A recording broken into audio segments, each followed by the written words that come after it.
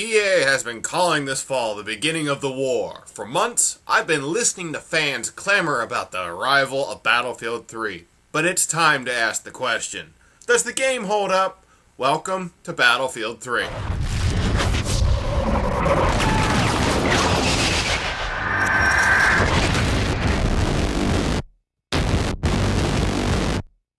Walking into this game, I really just wanted to analyze Battlefield 3, tell you what it is, and give it a review. Sadly, I can't do that. By rule, I am going to look at the game and compare it to Call of Duty. If you're wondering why, let me explain. For years, Call of Duty has been blowing EA's product out of the water in terms of sales, and I think EA has finally had enough of it. As the CEO for the company would put it, the Call of Duty series lacks originality and innovation. Battlefield 3 is designed to go toe-to-toe with Call of Duty Modern Warfare 3. The publisher set this bar, not me.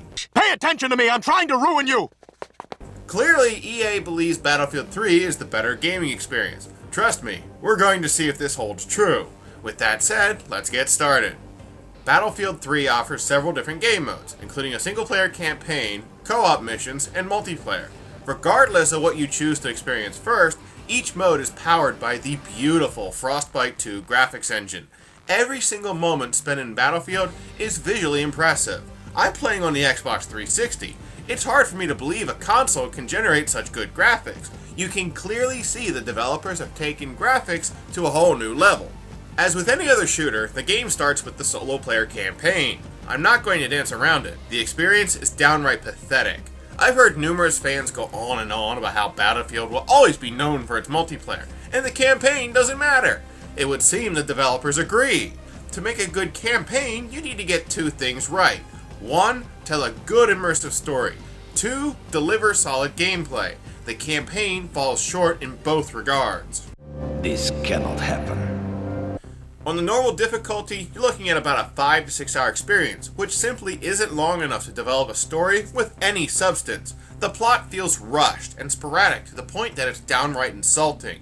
You play as Sergeant Blackburn, a man being interrogated by the CIA or the FBI or some government agency. I don't know, and I honestly don't care.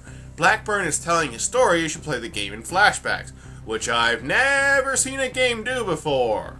You find out that Blackburn is sent to investigate enemy opposition known as the PLR, an Islamic extremist group taking over a Middle Eastern country. Again, I've never seen a game with a plot like that before. This is very original.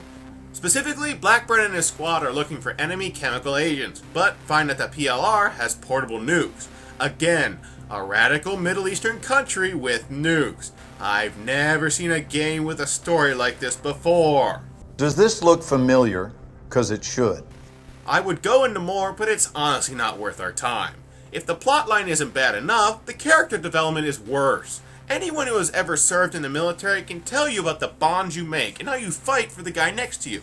To have a successful shooter, your campaign needs to build on this concept. Battlefield doesn't do this at all. No character is seen enough to warrant any emotion from the gamer. I suppose you could make up for this with solid gameplay, but that's another area where the campaign fails. The enemy AI will frustrate you from beginning to end. Your enemies will range from stupid to ungodly tough. The campaign can get downright tedious, which in a shooter is never a good thing. This is terrible! Do something! Battlefield's failure continues into the co-op mode. The game offers a series of once-and-done missions that you and one friend can tackle together. I've heard many people praise these missions, but I'm honestly not impressed. First off, co-op missions that can be played with one friend. Wow, highly original. Second, I have a really hard time getting invested in a co-op because I feel like I'm playing the campaign. Again, if I didn't like the campaign alone, I'm not going to like it when I'm playing it with a friend. If you're looking for a game with good solo elements, you can pretty much write Battlefield 3 off your Christmas list. Here's the crazy thing. I can forgive a sad campaign and bad co-op. A game can be salvaged if the multiplayer is good. Thankfully, Battlefield 3 banks 100% on the multiplayer, and the game delivers.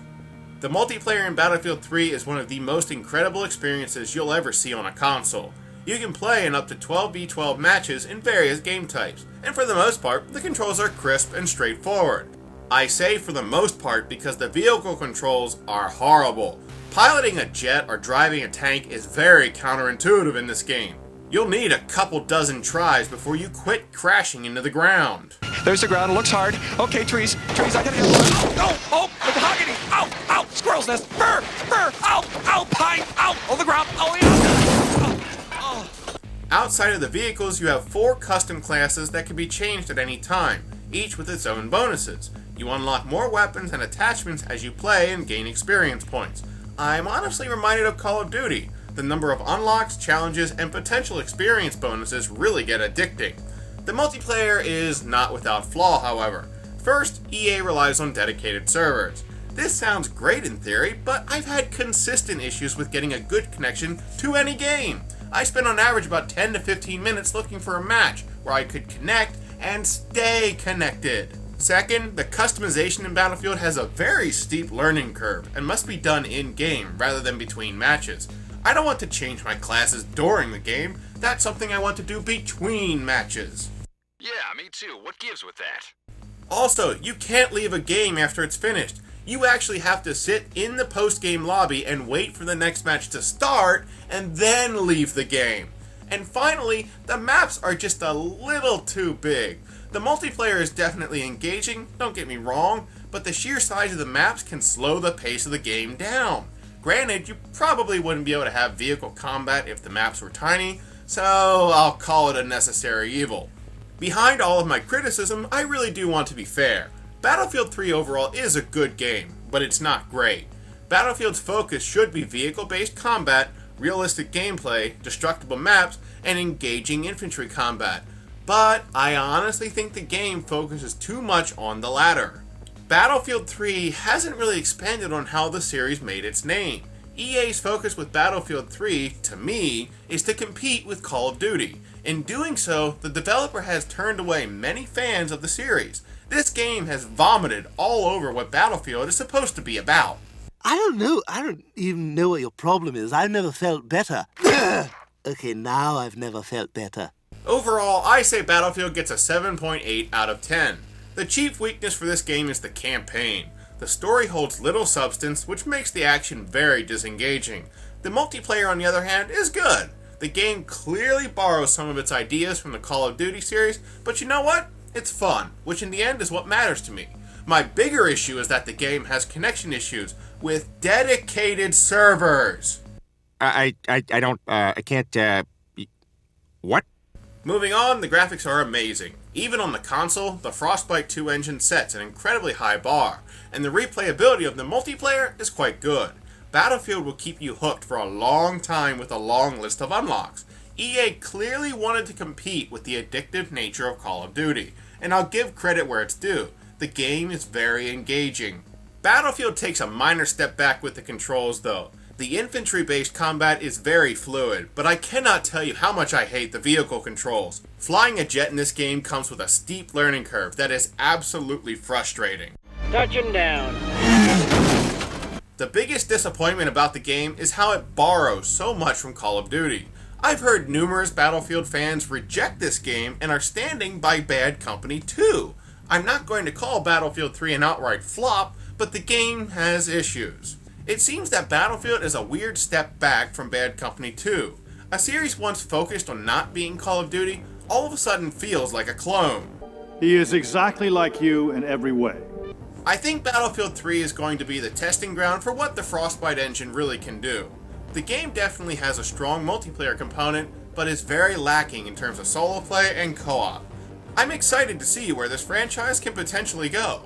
Well, that's it for Battlefield 3. The game will be a solid addition to your library if you love first-person shooters with solid multiplayer.